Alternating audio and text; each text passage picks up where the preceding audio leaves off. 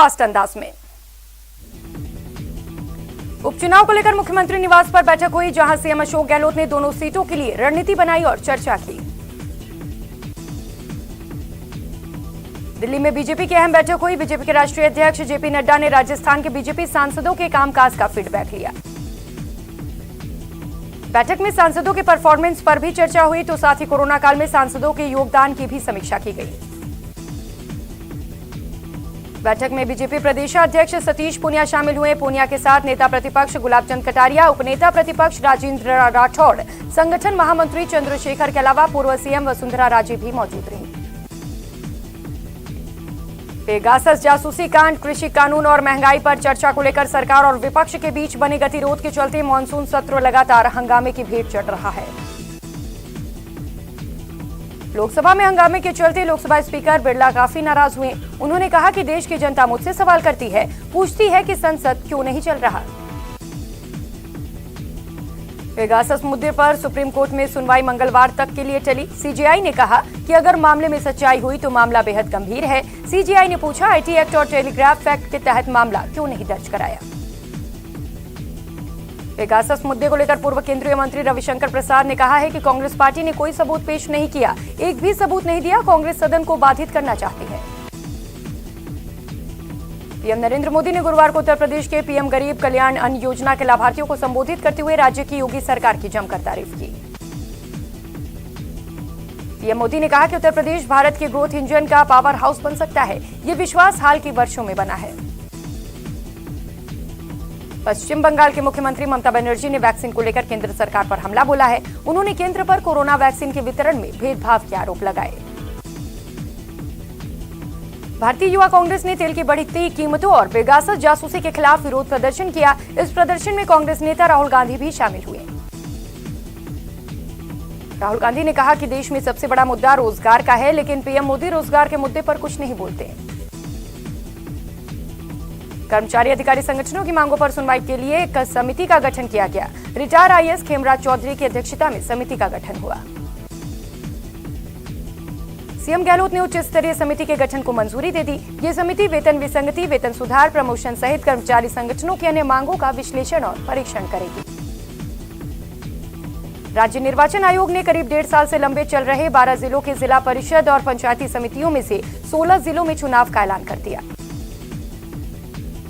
जिसके तहत भरतपुर, दौसा, जयपुर, जोधपुर, सवाईमाधोपुर और सिरोही में चुनाव के कार्यक्रम तय कर दिए गए। इसके साथ ही इन जिलों में आदर्श आचार संहिता भी लागू हो गई। प्रदेश में उपचुनाव की तैयारी में कांग्रेस जुट गई है। पीसीसी चीफ गोविंद सिंह डोटासरा के नेतृत्व में वल्लभनगर धरियावद में जीत को लेकर पार्टी का मंथन हुआ। पीसीसी चीफ गोविंद सिंह डोटासरा ने कहा कि बैठक में उपचुनाव की तैयारियों को लेकर मंथन हुआ। कार्यकर्ताओं को टास्क दिया गया, पार्टी का कैसे प्रचार होगा उसकी रणनीति भी तैयार की गई। उपचुनाव को लेकर नेता प्रतिपक्ष का बयान सामने आया है। गुलाब चंद कटारिया ने कहा कि मेवाड़ वागड़ की दोनों सीटों पर मुकाबला जोरदार होगा। वहीं मंत्री प्रताप सिंह खाचरियावास ने राम मंदिर के चंदे और भगवान राम पर कटारिया की टिप्पणी को लेकर बीजेपी पर हमला बोला और कहा कि मंदिर के नाम पर वोट मांगने वाले चंदे के नाम पर हेराफेरी कर रहे हैं। सीएम गहलोत की जन कल्याणकारी योजनाओं को सामाजिक न्याय एवं अधिकारिता विभाग जमीनी धरातल पर उतारने में सफल रहा है। मुख्यमंत्री कोरोना सहायक योजना को हो या फिर पालनहार योजना, 33 जिलों में 21 जिलों की परफॉर्मेंस आउटस्टैंडिंग रही और उन्हें A+ ग्रेड मिला है। सामाजिक न्याय अधिकारिता विभाग की योजनाओं के क्रियान्वयन में नागौर पहले स्थान पर रहा, जबकि चूरू का प्रदर्शन औसत रहा। सफाई कर्मचारियों को लेकर जयपुर ग्रेटर नगर निगम के रवैये से राष्ट्रीय सफाई कर्मचारी आयोग संतुष्ट नहीं नजर आ रहा है। आयोग की सदस्य अंजना पवार ने ग्रेटर निगम की बैठक में सफाई कर्मचारियों के लंबित मामलों का मुद्दा उठाया। ग्रेटर निगम की बैठक में अंजना पवार ने व्यवस्थाओं को जल्द दुरुस्त करने के निर्देश दिए। इतना ही नहीं, जरूरत पड़ने पर उन्होंने जल्द रिव्यू लेने की भी बात कही। रोडवेज कर्मचारियों के लिए राहत की खबर है। रोडवेज कर्मचारियों का पिछले 2 महीने का वेतन और पेंशन अगले सप्ताह तक मिल सकता है। जयपुर शहर के बढ़ते दायरे के साथ ही दोनों निगम की जिम्मेदारियां बढ़ने लगी हैं, लेकिन निगम को दूसरे महकमे से करोड़ों का बकाया नहीं मिला। बाड़मेर में मोतियाबिंद ऑपरेशन का कैंप लगाने को लेकर लापरवाही सामने आई। बीते 5 साल से जिला अस्पताल में आधुनिक उपकरण नहीं होने के कारण मोतियाबिंद के महज 409 ऑपरेशन किए गए। जयपुर में वैज्ञानिकों ने देश का पहले ऐसा रोबोट बनाया है जो दुनिया का पहला सोलर सिस्टम से ऑपरेट होने वाला रोबोट है।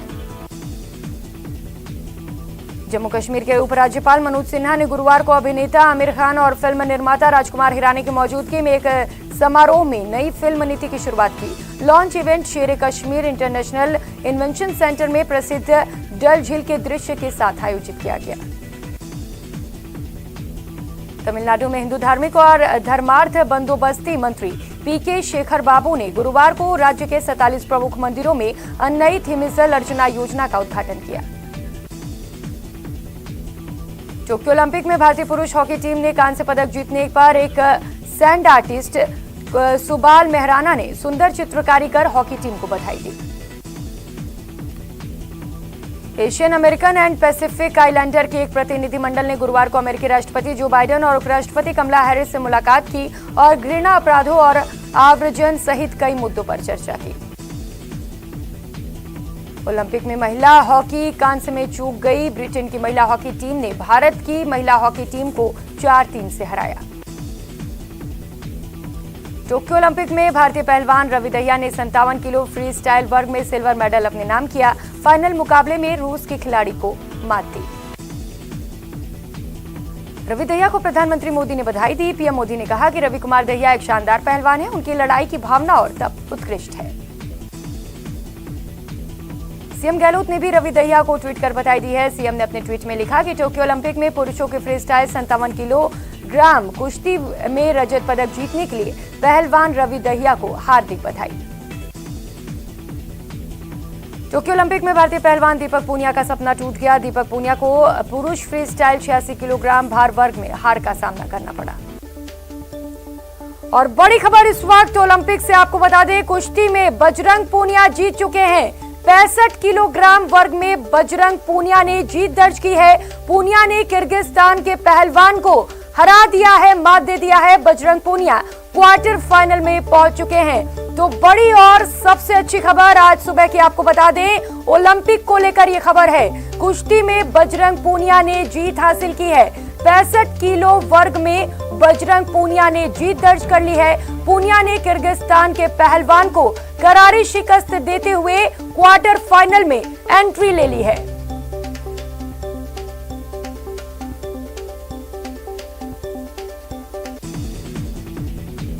कोरोना फ्री स्टेट की ओर मरुथरा लगातार चौथे दिन नहीं हुई किसी की मौत। 24 घंटे में महज 40 नए मामले, एक्टिव केस करीब 200 के पास।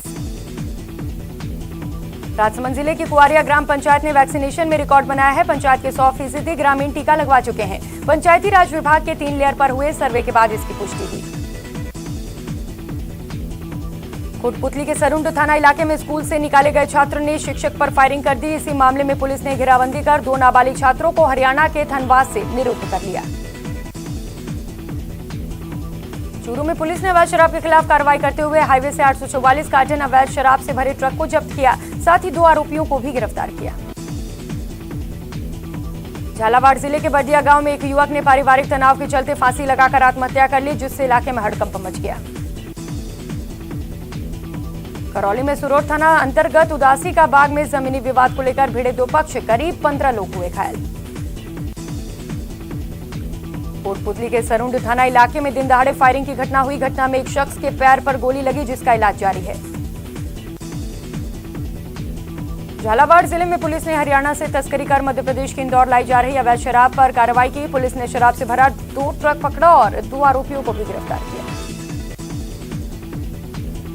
अलवर जिले के भिवाड़ी थाना पुलिस ने बंधक बनाकर मारपीट कर वीडियो वायरल करने के आरोप में तीसरे युवक को भी गिरफ्तार कर लिया। पुलिस ने एक महिला सहित अब तक 3 लोगों को गिरफ्तार किया। बूंदी के पीस नहर में 2 युवकों के तैरते हुए शव मिलने से हड़कंप मच गया। शव को बाहर निकालकर पुलिस ने तफ्तीश शुरू कर दी। बाड़मेर में एक विवाहिता ने अपने घर में बने पानी के टांके में कूदकर आत्महत्या कर ली। पुलिस ने परिजनों की रिपोर्ट के आधार पर तफ्तीश शुरू कर दी। चूरू में 16 नाबालिग लड़की को उसी के चाचा ने किडनैप कर 5 लाख में सौदा किया और फिर चीन के लोगों के साथ मिलकर नाबालिग के साथ गैंगरेप भी किया। कोटा में चोरों ने एक सूने मकान पर धावा बोला और मकान का ताला तोड़कर घर में रखे 20,000 के कैश और करीब 70,000 से ज्यादा के जेवरात लेकर फरार हो गए। जोधपुर में एसीबी ने एक महिला पटवारी की रिश्वत लेते गिरफ्तार किया। माइनिंग में नाम बदलने के एवज में रिश्वत ली जा रही थी।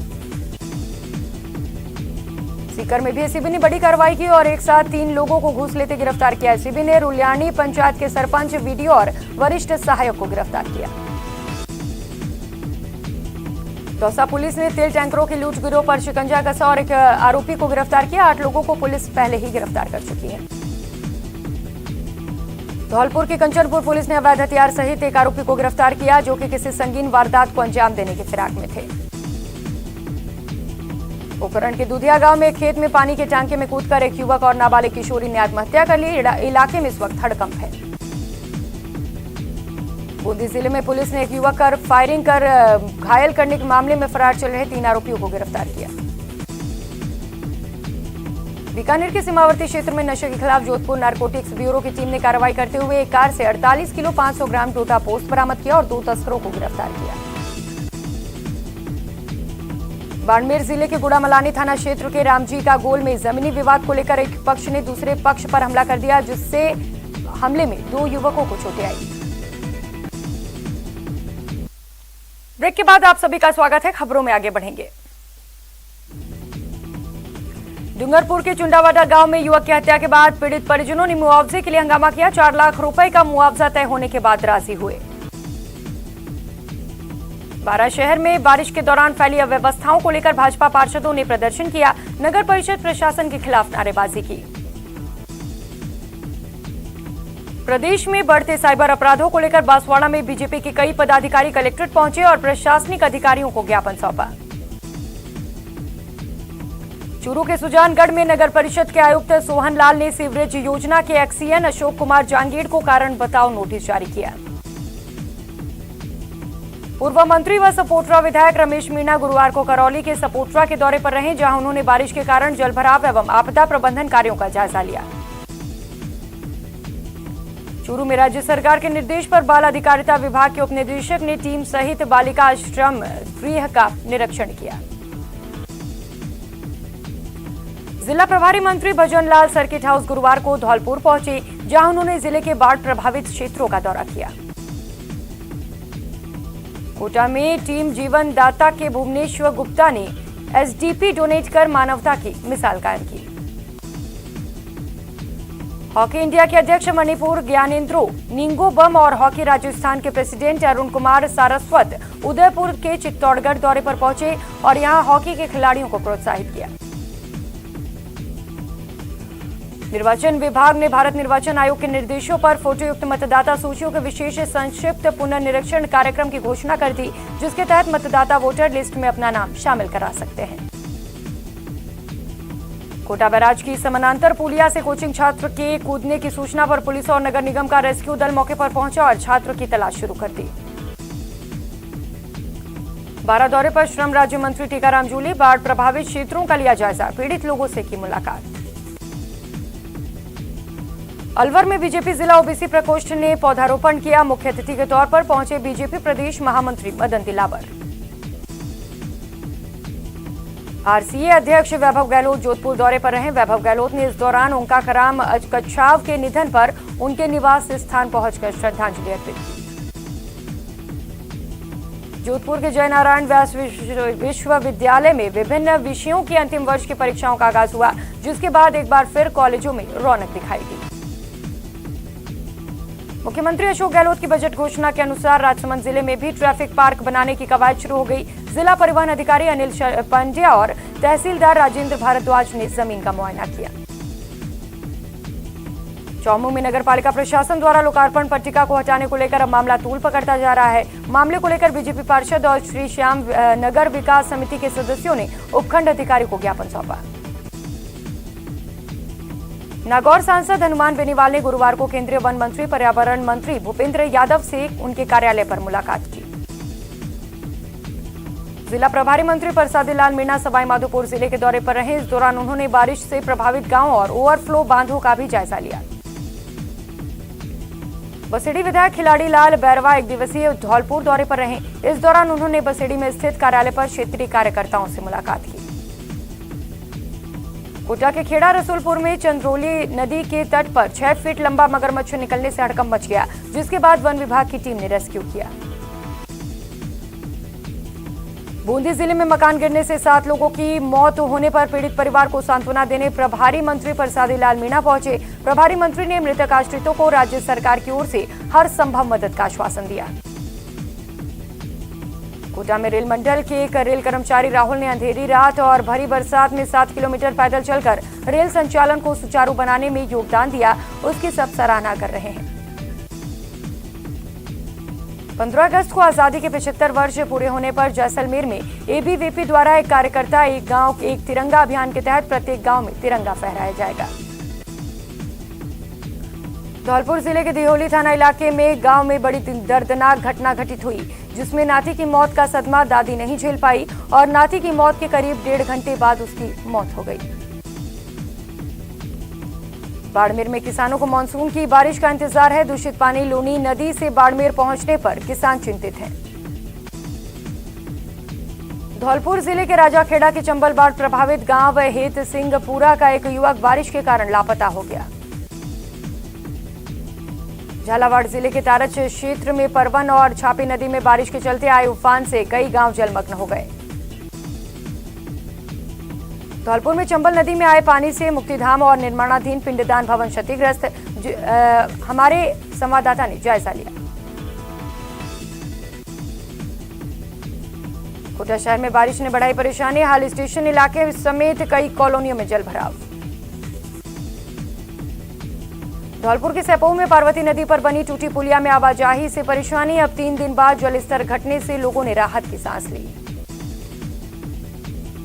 सवाईमाधोपुर के बनास नदी में बनी रपट पर नहाते समय एक व्यक्ति पानी के तेज बहाव में बह गया, जिसके बाद पुलिस ने गोताखोरों की मदद से युवक की तलाश शुरू कर दी।